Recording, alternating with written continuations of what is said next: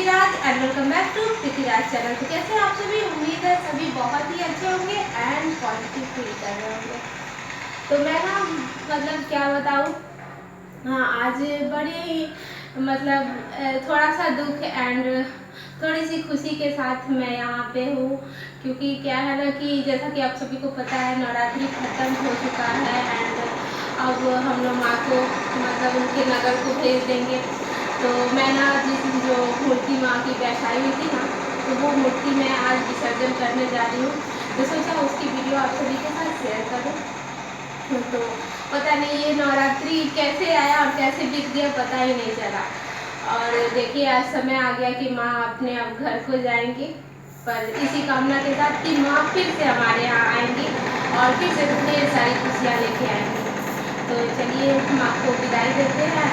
मैं उसकी वीडियो आप सभी के साथ शेयर करती हूँ, तो वीडियो के साथ बने रहिए एंड देखिए मैं कैसे माँ का विदाई करती हूँ। विसर्जन करने से पहले यहाँ मम्मी पहले पूजा कर रही है। एक्चुअली होता क्या है ना कि जब हम विसर्जन करते हैं उसके पहले माँ से हम लोग माफ़ी मांगते हैं कि इन दिनों इन बीच कोई भी हमसे भूल चूक हुई हो या फिर हमसे कोई त्रुटि रह गई हो, पूजा में कमी रह गई हो, तो उस चीज़ को माता रानी माफ़ करे। तो इसी कामना के साथ माँ के सामने हम सभी फैमिली मेम्बर्स मत्था टेकते हैं। तो और उनको हम लोग विदाई देते हैं कि माता रानी की अगर फिर से हमसे कोई कोई भूल चूक हो गई हो तो उसे माफ़ करें और पुनः आप अगले साल हमारे घर ज़रूर आएँ और जो भी त्रुटियां रह गई हो उसे हम फिर से पूरा करने की कोशिश करेंगे। तो माँ से यही कामना के साथ हम लोग पूजा वगैरह कर लिए एंड उसके बाद बारी आई कि माता रानी को उनके स्थान से हम वापस उठा लें और विसर्जन के लिए ले जाएं। तो सबसे पहले हमने क्या किया कि पहले ही मैंने वो कलश को थोड़ा सा हिला दिया था और उसके बाद यहाँ पे मैंने और भैया ने जौ को अच्छे से पकड़ के और फिर उसको माता रानी को हमने सोचा कि जौ पे ही उनका आसन बना देते हैं और जौ के साथ साथ ही माता रानी उसी पे चली जाएंगे। तो ऐसे ही हम लोगों ने किया एंड उसके बाद हमने माता रानी को अच्छे से जौ पे आसन दे दिया एंड फिर मैंने अच्छे से माँ की चुन्नी को एंड माला को सबको अच्छे से ठीक कर दिया। तो उसके बाद मैं सारी चीज़ें ठीक करने के बाद मैंने क्या करा कि पूजा की थाली तैयार की और जो भी चीज़ें माँ के साथ जाने वाली थी, जो भी हमने पूजा पाठ किया था, फूल चढ़ाए थे, अक्षत चढ़ाए हुए थे, जो भी सारी चीज़ें थी वो सारी चीज़ें हम लोगों ने एक पॉली बैग में बांध के एंड वो भी माता के साथ चला ही जाता है। एक्चुअली हम लोग क्या करते हैं कि 9 दिन तक जितनी सारी हम लोग पूजा करते हैं, फूल वगैरह और जितने भी उस पर माता रानी पे प्रसाद चढ़ाए जाते हैं, जो भी चावल अक्षत वगैरह जो भी चढ़ाई चीज़ें जाती हैं वो सारी चीज़ें हम लोग रखे रहते हैं और जिस दिन माता रानी की विदाई होती है उसी दिन हम लोग सारी चीज़ें जल में प्रवाहित कर देते हैं। तो यहाँ मैं वही सारी चीज़ें इकट्ठा कर रही हूँ और उसके बाद मैंने दिया जलाया और ताकि माता की आरती हो सके। तो सबसे पहले मैंने ही पूजा किया, क्योंकि क्या होता है ना कि मम्मी को खोइचा भरना था, इसलिए मम्मी ने कहा सबसे पहले तुम ही पूजा कर लो। तो मैंने यहाँ प्रसाद के रूप में बतासे मंगाए हुए थे। गुड़ और बतासे जो भी सिंपल चीज़ें होती है ना, वही चीज़ें आप पूजा में यूज करें, माता रानी को ज़्यादा ही पसंद आते हैं। तो मैंने भी वही करा है। तो मैंने यहाँ पे बतासे मंगाए हुए थे माता रानी को भोग में चढ़ाने के लिए एंड उसके बाद हमने पूजा की, माता की आरती उतारी एंड उनसे कामना की कि माता रानी फिर से अगले साल ज़रूर ही आए आप हमारे यहाँ।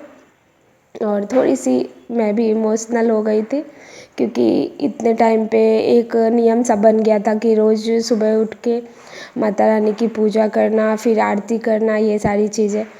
तो थोड़ा सा नियम बन गया था, वो सारी चीज़ें मैं मिस करूँगी। और फिर उसके बाद मम्मी ने यहाँ पे माता रानी को खोइचा भरा।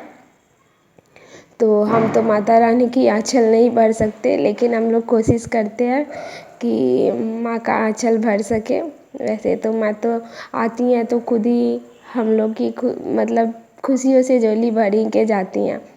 तो हम लोग माँ को दे ही क्या सकते हैं। हाँ, बस इतना दे सकते हैं कि हम सभी फैमिली मेम्बर्स हर कोई एक साथ मिलजुल के रहे और आपस में जो भी बैर है उसको ख़त्म कर दे। माता रानी यही चाहती हैं हमसे कि हम लोग सभी कोई एक साथ सुख शांति से रहें, ताकि हर साल माता रानी हम लोग के द्वार पे फिर आएँ और फिर से हम उनकी ऐसे ही स्वागत करें। तो ज़ोर से बोलिए जय माता दी। तो यहाँ माता रानी का जो खोइचा था उसे मम्मी ने भर दिया है एंड अच्छे से उसको गांठ भी बांध दिया ताकि गिरे ना।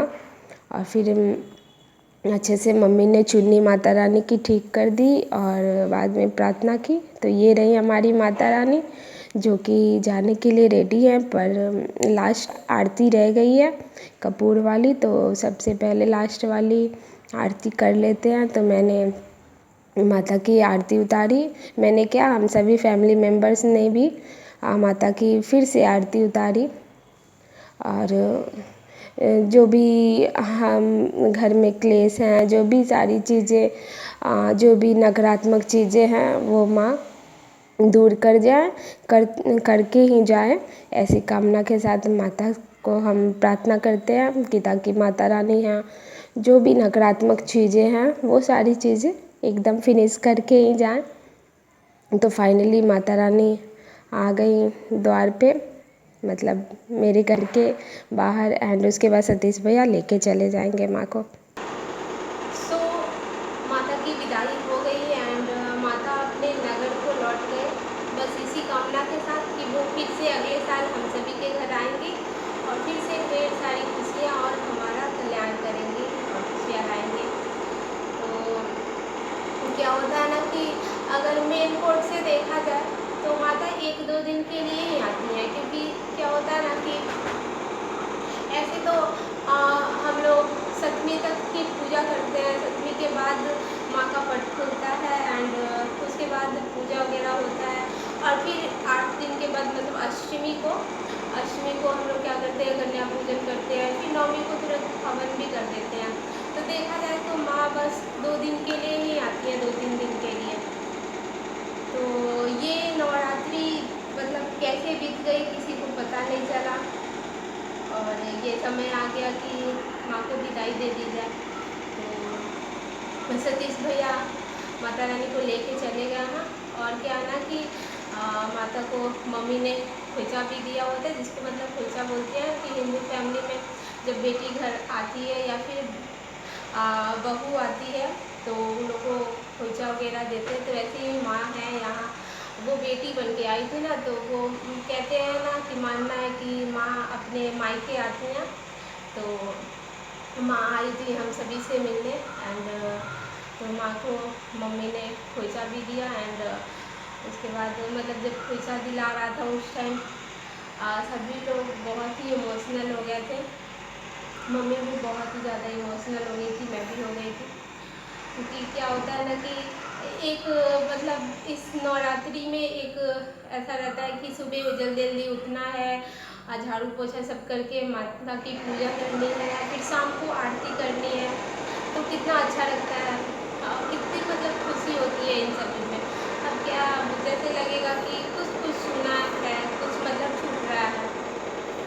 तो ये ना 9 दिन में ना मतलब एक नियम सा बन जाता है कि सुबह उठना है, मतलब पूजा करना है, आरती करनी है, शाम को जयकारा लगाना है। तो सच्ची में ये सारी चीज़ें बहुत ही अच्छी लगती हैं। ये सारी चीज़ें बहुत ही हम लोग मिस करेंगे, लेकिन माता को भेजना भी ज़रूरी है। अगर वो जाएंगी नहीं तो फिर से आएंगी कैसे। तो इसलिए हम लोग माता का विसर्जन करते हैं। तो सतीश भैया माता को लेके चले गए हैं। और क्या है ना कि हम लोग जहाँ छठ पूजा मतलब छठ घाट पे जहाँ जाते हैं ना, वहीं पे माँ के जितने भी